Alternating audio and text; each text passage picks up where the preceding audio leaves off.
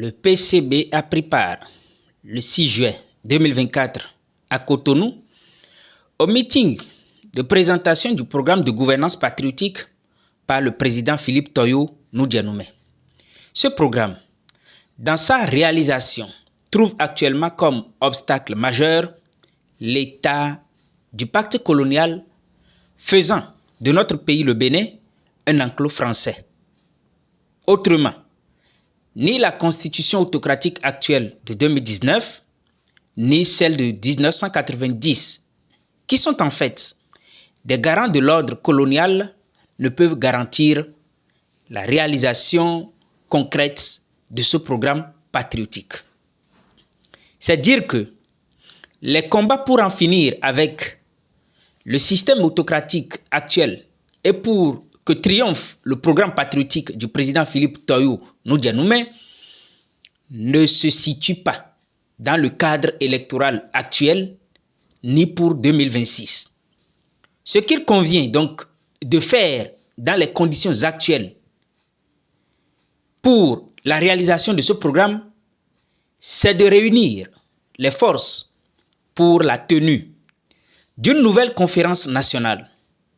C'est cela, la tâche essentielle actuelle qu'il faut aider notre peuple à réaliser maintenant et tout de suite en vue de la réalisation de ce programme porté par président Philippe Toyo Noudianoumé. Un programme qui a pour principaux piliers l'homme, la patrie et la démocratie. Ainsi donc, en opposition à la gouvernance autocratique actuelle, la prochaine gouvernance placera l'homme, sa vie et le social tout court au centre des priorités, ce qui induit des décisions immédiates telles que la suppression des multiples taxes et impôts injustes qui affament et appauvrissent les hommes de chez nous, l'institution de bourses et allocations scolaires et universitaires pour les fils des pauvres, une amnistie générale avec effet immédiat pour la sortie des prisonniers politiques et le retour au pays des exilés politiques. L'équipement en plateau technique des centres de santé, l'amélioration des conditions matérielles des personnels de la santé et la gratuité progressive de la santé aux travailleurs et au peuple avec application du principe « sauver le malade » d'abord avant une réclamation de paiement. En ce qui concerne le pilier de la patrie, cela s'affirme par la souveraineté dans tous les domaines. Cela passe dans un premier temps par l'appui sur les cultures et valeurs positives et leur développement. Ainsi donc, il y aura par exemple la transformation sur place des matières premières en produits finis. À travers donc cette politique, le textile sera d'emblée développé au point où, naturellement, notre pays cessera d'être un réceptacle des tenues déjà portées et abandonnées ailleurs, appelées friperies. Dans un second temps, le patriotisme s'exprimera par la coalition des fibres béninoises pour la défense de la patrie, c'est-à-dire ne jamais accepter l'invasion, l'occupation sous aucun prétexte de la terre de nos aïeux par des armées étrangères, à l'image donc de ce que l'on vit actuellement sous le pouvoir dit de la rupture de Patrice Talon, qui souille notre sol et le couvre d'une honte sans précédent.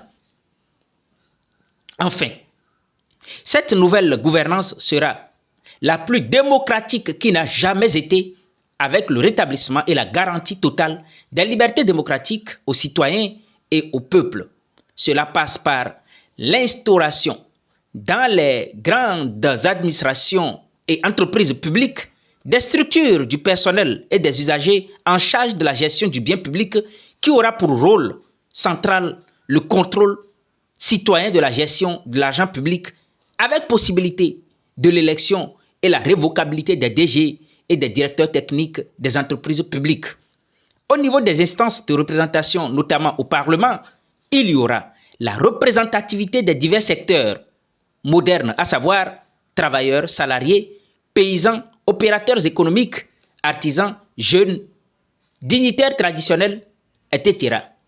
Avec une telle gouvernance patriotique, les travailleurs et le peuple seront les vrais détenteurs du pouvoir. Non seulement ils vont élire leurs dirigeants, mais aussi auront la possibilité de les contrôler et surtout de les démettre au cas où ils s'écarteront de leurs aspirations. Le deuxième élément, passé en revue par le Parti communiste du Bénin pour le compte de cette semaine du 5 au 12 juin 2024, il s'agit de la polémique en cours sur la présence des bases militaires étrangères sur notre sol.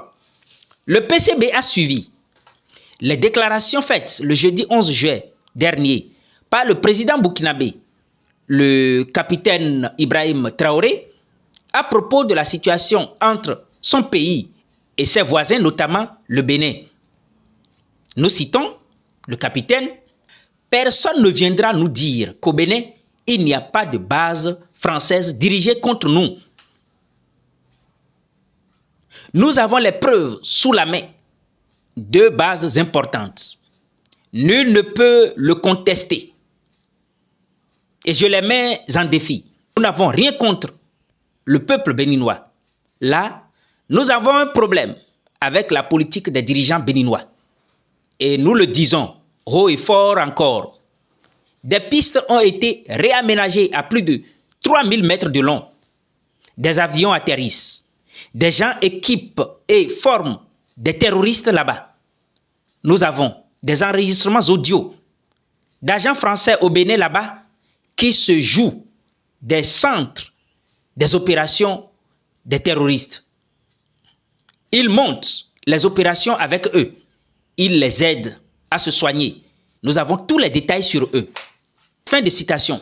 Cette déclaration, avec précision de nom de sites abritant des troupes étrangères sur le sol béninois, fait suite aux dénonciations faites il y a quelques semaines par les autorités nigériennes.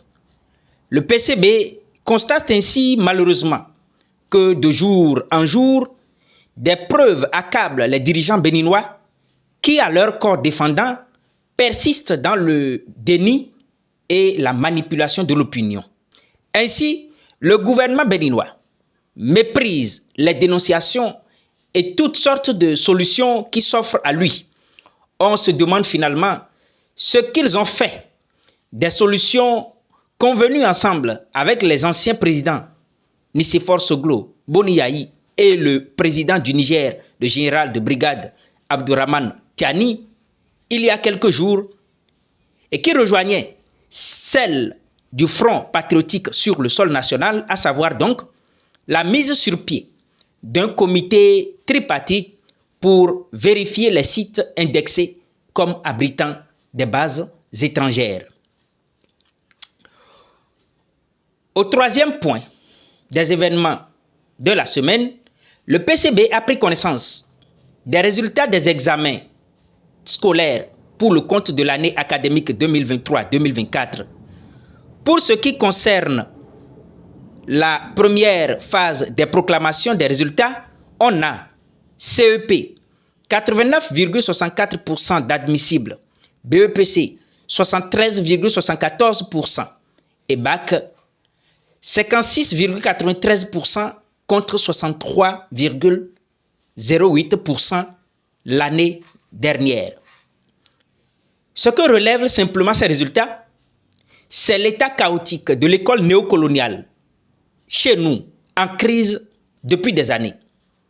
Lorsqu'on prend les résultats du baccalauréat, par exemple, à savoir 56,83%, cela revient à la réalité que l'année académique a été blanche, sinon perdue, par 40% des candidats.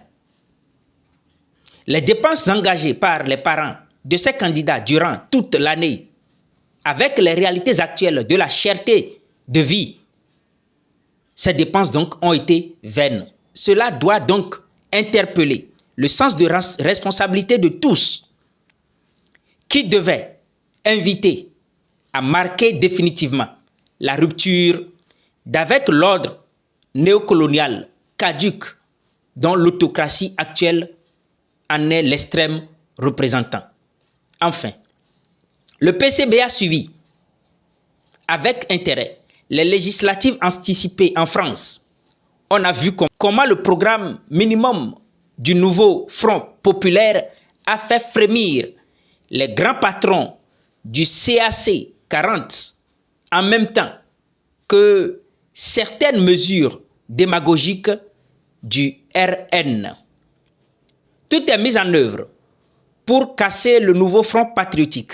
Ce qui est clair, c'est que il n'y a que encore par les luttes et la mobilisation populaire que les travailleurs et le peuple français pourront espérer voir appliquer ce programme minimum qu'ils ont soutenu en portant leur choix sur le Front populaire, sur le nouveau Front populaire. Les leçons pour les peuples africains ainsi que ceux des colonies françaises de Kanaki, de la Guadeloupe, de la Martinique, etc., est qu'ils doivent poursuivre leur lutte. Car si Emmanuel Macron est si fragilisé en France aujourd'hui, c'est aussi dû à toutes les défaites qu'il ne cesse de subir en Afrique et dans les colonies en lutte pour la conquête de leur souveraineté. Cotonou, le 12 juin 2024, le Parti communiste du Bénin.